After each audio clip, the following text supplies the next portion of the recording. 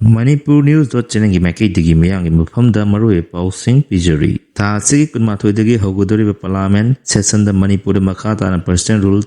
thamba yaw tongan tongan ba no bill nipan puthokna ba thorang tawkre ta sigi kun mathoi dagi hogudori ba Bharat ki parliament gi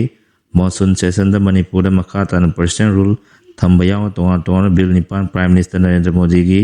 lenga na puthokna ba thorang tawkre haina Deccan Herald gi report amuna hairi report aduna hai Manipur da hatuna anobu lenga ama semagi mahut percent rule tha taru amaga sangtok laba yai parliament da appropriation bill oina Manipur gi kumja solisini kunmanga kuntaruki demands for grants puthokna naba amadi lok sabha da sahi asigi February kulumdoi da introduce tawrakraba matung select committee na yengsallaga income tax bill solisini kunmanga su puthok laba yai hairi adum oinama parliament da puthokadaba bill sing asigi oiba tentative list amasu thorang tawkre hairi koken kuki khulga thanana leiba low pari taruk rom low uba sangba ngamdana leire Impal West district ki manung chanba sangai thelga naknana leiriba lokya koireng area gi local sing handak sei gi oinadi low apung phana low pangi thabak sathaba ngamle adubu longa koireng ga thangana leiriba koken kuki asiga thangana leiriba maitei low pari taruk rom low uba ngamdana hujik leiri hairi pause sina phangba pawgi matung inadi koken kuki kulasi longa koireng sangai thel paktagi changsalaka leibani hari mafam asida maitei singi oina low pari taruk lom lei hari mafam lafom singa se Manipur da thokliba irang asina maram oidana solising ani kulumdagi me ahumdagi hona lafom singa asida sangba ngamdadana leirakhibani hojik Manipur da thokliba irang asi karamakai safarak labasu hari koken kuki kulgananga leiriba lafom asida sangba ngamdabadagi low uba ngamdana leirakhibani wenana hariba lokol asi low uba ngamdana security ngak sinbagi tabaksu hojimaki oinadi pakatba leitri hairi Churachandpur da security force na kuki jola lawba phana na changsalubada kuki nupisingna talakhre Churachandpur da lanmigi phizol setpa kuki jola lawba lupsingi lanmi singna phongna aphaba makhali khulai paidana setpada security force ki kanguna ubadagi phana ma changsaluba matamda mafam adugi nupisingna athingba pirakpadagi phaba ngamkhidre adum oinama ngasi amadi ngarang tabaki tongan tongan ba mafam singda security force na chathagiba operation da lalolup kharagi lanmi sing yauna miyoi kya tongan tongan wakhalgi nongmai marfurom yauna atei khulai sing phagatpa ngamkhre thudok asigi matangda pause sina police amadi maike kya dagi phangba pawgi matung inadi ngarang numidang Churachandpur district ki Molhoi area da khulai paiba kuki jogi lalobu singna phona khulai paidana satpa ubadagi security force ki kanguna miyosing adu phana operation sathagi operation adu da khulai pai mi khara phaki hairi todo adu ki paw hek tabudagi maike adongi nupising thomja lakiba loyana security force ki kangu akan mongda mungna bagi tanja adu lawraga security force na phaduna thamlamba naha ani nathok tuna senki khunja nupising aduna village volunteer sing security force ki kanguna phana na honare haina lawbudagi masing yamluba nupising thomja lakpa loyana numidang athenga fawa maike ani da mungna bagi thodok thoki loyana maike adongi miyamna tayar mai thabo loyana mafam kya da lambi tingbai khungjang changsangki tungda nupising aduna security force ki kangu adubu mafam adudagi tanthorki hairi Aimol road lenga ki mateng amata yaudana khunja sing sel khainaraga semba hokre sahi taragi mamangda PMG SY gi makha da lenga na amuktang semlamlaga hanna yelaktraba paliandagi na Aimol gi tongan tongan ba khulsingi lifeline oina sanariba Aimol road ngasidagi Aimol kul kya gi khunja sing lenga ki mateng amata yaudana lanai oina sel khainaraga lambi semba hokre kilometer manga rom sangba lambi asi semba mai lena Sialoa Boni Kowa Aimol Khunja amana phungtorakibada ngasi semliba lambi asi Aimol Setu Aimol Khunjai Aimol Kombire Aimol Jinunghui Aimol Tampak Aimol Kodamphai Aimol Ngairom Aimol Chidong Pokpi amasung Aimol Kolengi Khunja lising longi lifeline oiribal lambi amani masigi mathakta lambi asida maitei amadi maring yauna phurukya amasu sanaduna tongan tongan thabok-sing tawduna imung punaribani maduna hairiba lambi asi hokiba sahi 7-9 longi mamangdagi lenga ki mai leinaba singna hanna yengbidre masina maram oiraga lambi asida nong khajitang tabo lambi asi ising thumnaga leire nong chudaba matamdana upulna lambi asida chatliba miyosing adu dukan famliba sing kamten awawa kaya mayoknare lambi asigi phiyam ase ka hena phatrabasu lenga hokiba sahi 10 rom asi PMG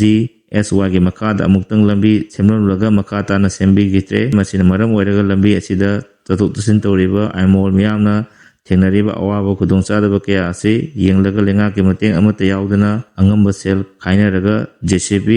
tractor अमदी Tata zipper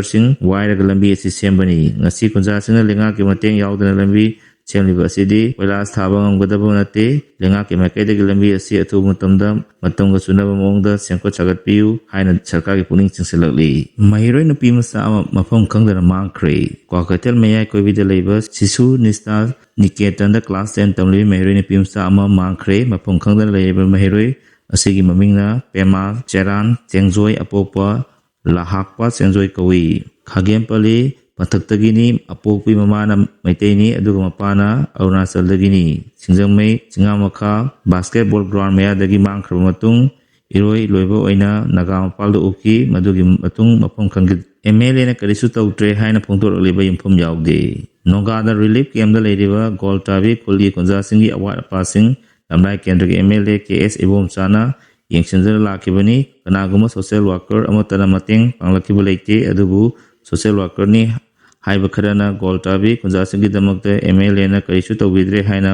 phongtorliba wafam ase yimphom yauda wafam ni haina goltabi village development committee gi secretary Chiro Mangol Jauna Pamising da phongtokre Pamising unaba amada mahakna makhata na haikibada hokiba sei solisingani kulumdagi me humdagi kuki singna maiteida nandarakpadagi thorok level lan asigi manungchana